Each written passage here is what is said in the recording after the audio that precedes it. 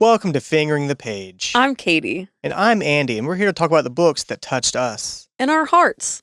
And sometimes somewhere else.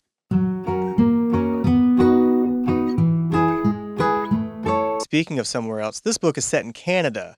Just like Donut Fall in Love. Exactly like Just Donut Fall in Love, but with even less plot. There's no stand-up BFFs, there's no baking competitions, and not even a dead mom. But there is a dead sister and a drug addict for a mom and a dad with a second family. And hockey. Just in time for the NHL playoffs. Katie, you're a big hockey fan. Blackhawks all the way? Yeah, with 17 wins and 31 losses, I'm ready for the comeback of the century. I'm sorry, Andy, but those giant-thighed, toothless men with anger problems really get me going. And I think a lot of our romance readers would agree. Now, for those of you who don't melt over Iceman, don't worry. There's also a tiny ballerina in this book. Don't be intimidated. Ballerinas aren't always scary. Yes, the author really hones in on how small, thin, petite this ballerina is, making body inclusivity extinct in this novel. For once. Let's go over a couple of these excerpts really quick. A tiny ballerina getting toted around by a hockey player. She launches her tiny body at me, arms tight on my neck as I lift her off the ground. A tiny blonde woman. She's tiny and ferocious. Finally, small, tiny ballerinas getting the representation they've always needed. Now listen, to the author's credit, she does often point out how messed up the feet of this tiny dancers are, okay? Yes, this is important because we as a society love small, flawed women. We're not the only ones. Oh no, this book was actually up for Goodreads Choice Award, a nominee for Reader's Favorite Romance. With 304,098 ratings, averaging a 4.06 stars, 4 of those stars truly unearned. Now listen, we present Powerless. Now, this week, Andy did a full book report for us. Andy, are you ready? I am ready, Katie. Woo, that looks good. Thanks. I spent a lot of time on it, honestly. It looks like it. Yeah, I don't like to write big, but this time, I did it.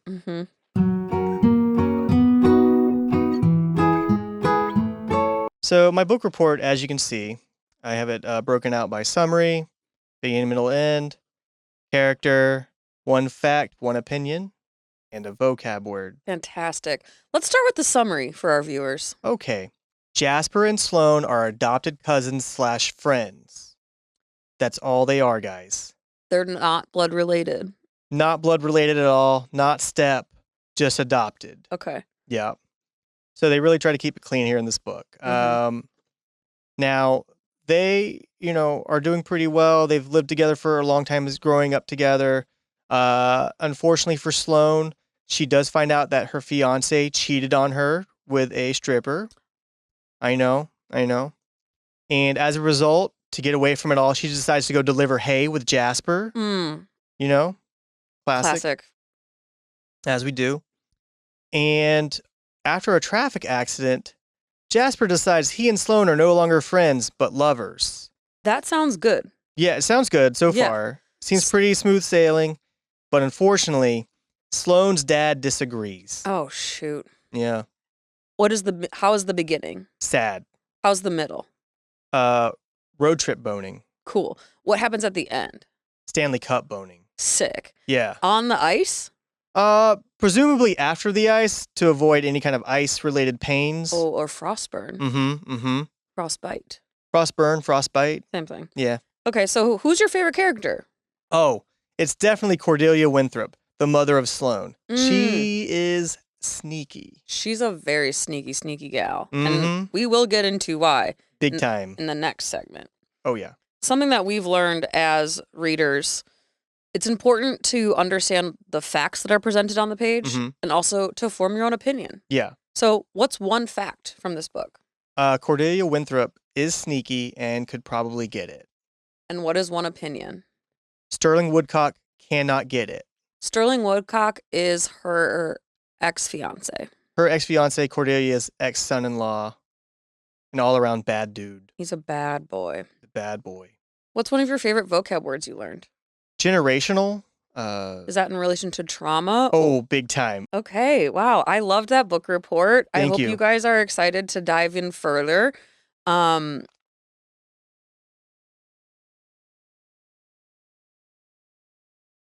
plus. B plus? Yeah, I could have used a bigger font. I'm with you. I'll try harder next time, Katie. Thank you. Katie, let's get into what we liked and what we didn't about this book. In a segment we like to call What We Liked and What We Didn't About This Book.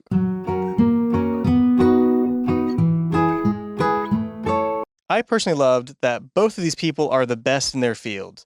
Jasper is an Olympian and a once-in-a-lifetime talent, as told to us by the book. Sloane is a prima ballerina at the Toronto Ballet Company, and her dad refers to her as Canadian royalty. My dad only calls me Katie. Mm. But it is nice to see two top-tier athletes fall in love with each other and support each other's passions. On page 404, Sloane says, quote, "When we need to train, there are no hard feelings about time spent apart. We both pursue our passions and we're both better at what we do for having each other's support." On a serious note, hell yeah, brother. This reminds me of the love story between two other top-tier athletes who famously get along, Michael Jordan and LeBron James. They've been famously married for over a decade now, and if you don't believe me, check out my fan fiction. I love that on page 103, Jasper talks openly and honestly about his suicidal ideation and then never brings it up again. Quote, "Sure, I've contemplated suicide, but who hasn't? What would it take if I could follow through?" Like a true athlete, he deals with his shit on the ice. Now, I know some of you are thinking that's not healthy, maybe he should go see a therapist, and I kind of agree with you, but I will say this. I've been to multiple hockey games, and in every one of them, they had played Papa Roach's Last Resort at least twice per game, which, if that's not keeping you from committing suicide, I don't know what is, all right? Mm-hmm. Now, the next thing is something we really, truly love, which is, yet again, another couple who assumes they've broken up because they had a disagreement. I love this trope. Just a lack of communication, weird codependency, and then obvious weird makeup sex afterwards. Yes, please. Mm-hmm. Andy, can we show viewers what this type of miscommunication looks like? Oh, yeah. Hey, Andy, you want to go to dinner? Oh, I'd love to, but I have a show after this. Maybe we can do like a quick dinner, like McDonald's or something? No, that's fine. You obviously don't care about me and my friendship, and you only care about yourself and McFlurries. This friendship is over. Great communication. See, that's how it works, guys. Mm-hmm. Katie, what didn't we like? Okay, A-Dog. Don't call me that. Sorry.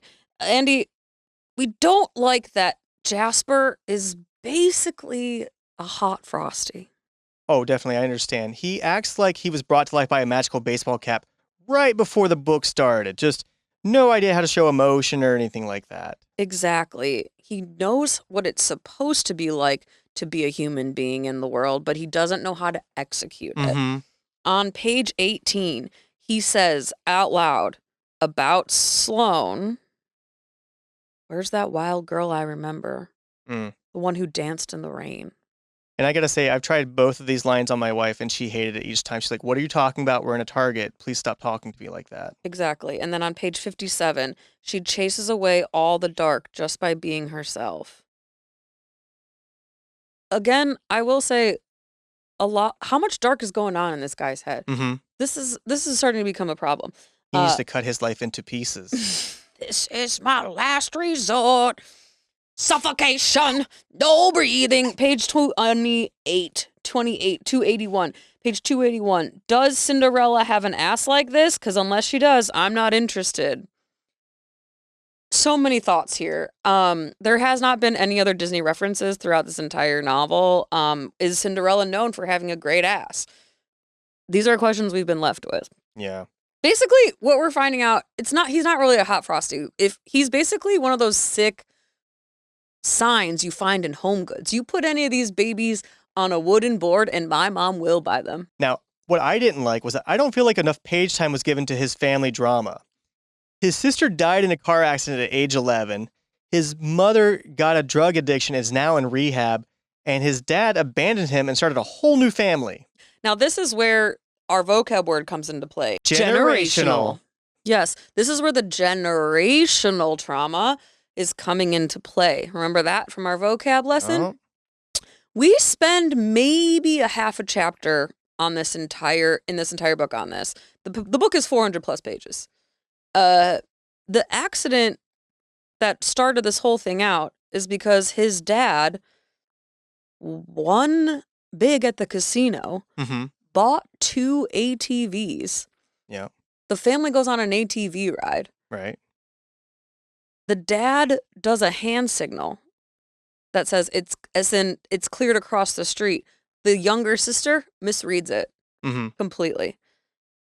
She goes and crosses the street, assuming it's clear. She gets smoked. Yeah. Just completely taken out. There's a lot of questions that come up, but this entire tragedy is covered in about 1 paragraph. And then we move on. Yeah. Well, because that's what you do. Yeah. Why think about it? Literally. That's what hockey's for. Exactly. I wish there was just something in this chapter where we understand how the family is exploded and why Jasper is left alone, and then the cool kid takes him under his wing, and then he becomes part of the cool kid's family, and we understand how his whole life came to be. It feels like you're talking about a plot device, though. Yes, that is what I am missing. There we go. Speaking of other bad things, we have to talk about how bad he was at hockey. He allowed 4 points in the goal in 1 period. 1 period, guys. The first period of the game. Not even like he was tired in the second period. First period out the gate. He's an Olympian. Yeah. Okay? You let 4 goals in 20 minutes, you should be slitting your own throat with ice skates. Now, in the book, the team gathers around and says, and I quote, "Hey, don't worry about it. Hockey is just a game. Family is family." In real life, the manager would have said, and speaking of family, we think you should spend more time with yours because we're going to go ahead and let you go right now, okay? Now, for those of you who think we're being harsh, he goes on to lose 4 or 5 more games like in a row for the team before they pull him completely and suspend him. Millions of dollars just gone out the gate, all right? Now, I know you guys are like, this is crazy, but listen, I played high school football.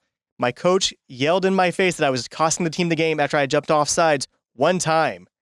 We were not even a good high school team. We were just an okay high school team playing a home game at our local high school. I cost our team tens of dollars. It's still a lot. Yeah. You know, I have a similar story. I tried to play varsity softball. I was on the JV team. I was trying out. Coach pulled me aside and said, you can keep going through these tryouts, but you will be riding the pine for the entire season. So do you want to keep going, or do you want to go do your musical shit? And I started crying. And I said, I'll go do my musical shit. And I did land the role of secretary number 2. So Nice. it was worth it. Katie, is pine code for Sterling Woodcock? Pine was code for Sterling Woodcock. If Sterling Woodcock went to my high school, I would have finished those tryouts. You know what I'm saying? Nice. Yeah. Now, guys, there were a lot of key moments in this book, but one of them was when Sloane watched Jasper masturbate in the shower. But the one we want to talk about today, because that one's gross. Yeah. Is when Sloane receives a mystery text at the beginning of the book just before her wedding. And it's a video of her fiance, the man who is waiting for her at the altar, having sex with a stripper at his bachelor party. Which is revealed to have been sent by her mom, Cordelia. This is why it's Andy's favorite character. True. It's true. And though we love a mom looking out for her kid, we are dying to know, how did mom get that stripper video? Listen, let's put our detective hats on, Katie.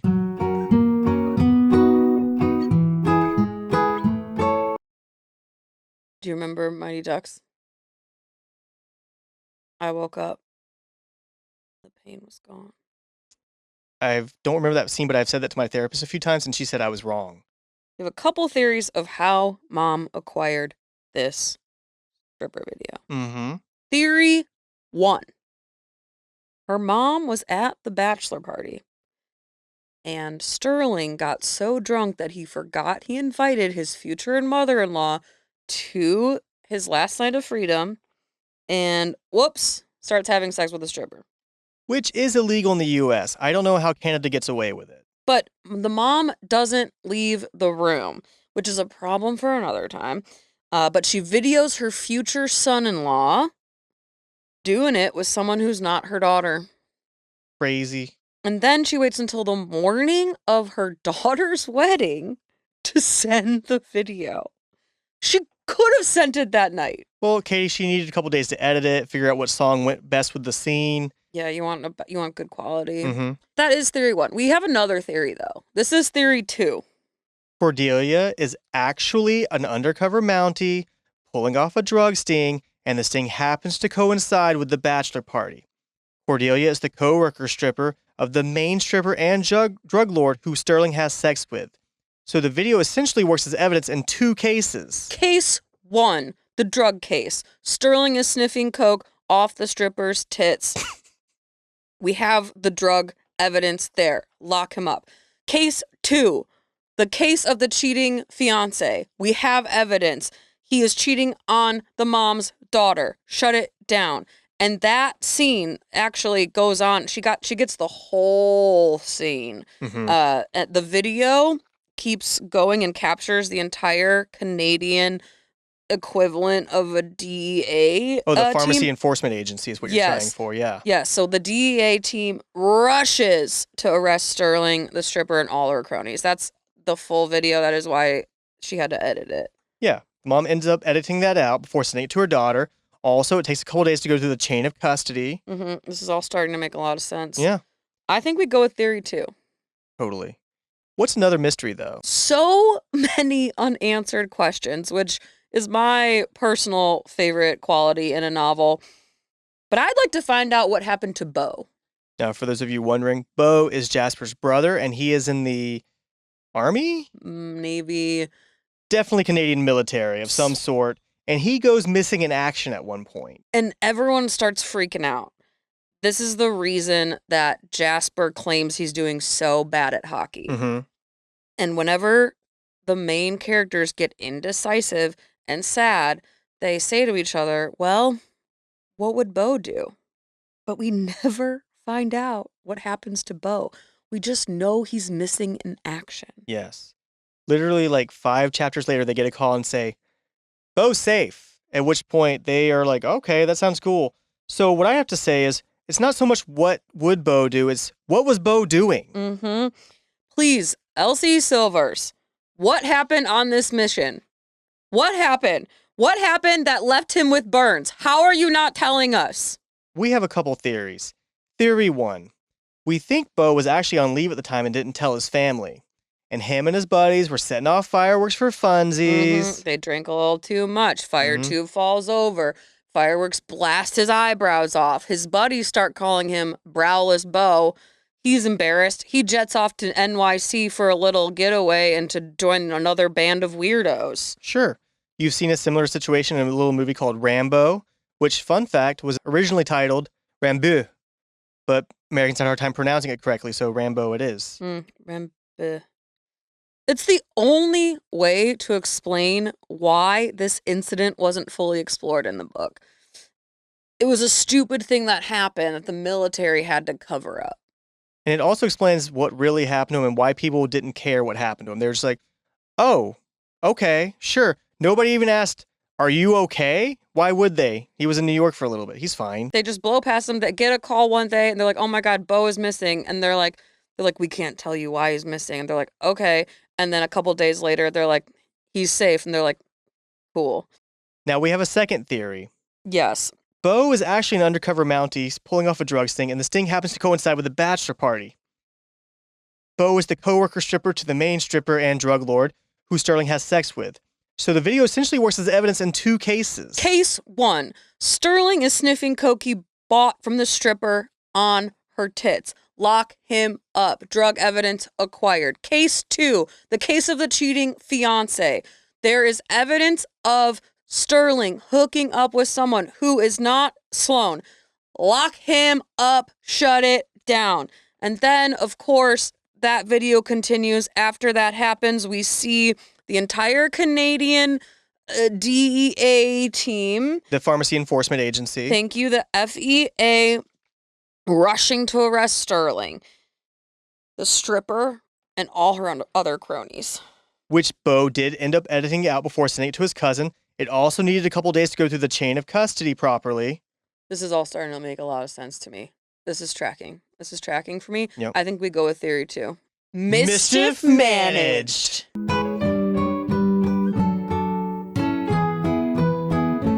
That'll do it for episode 6 of Fingering the Page. Keep your hands above the covers. Or don't. And until next time, Keep reading.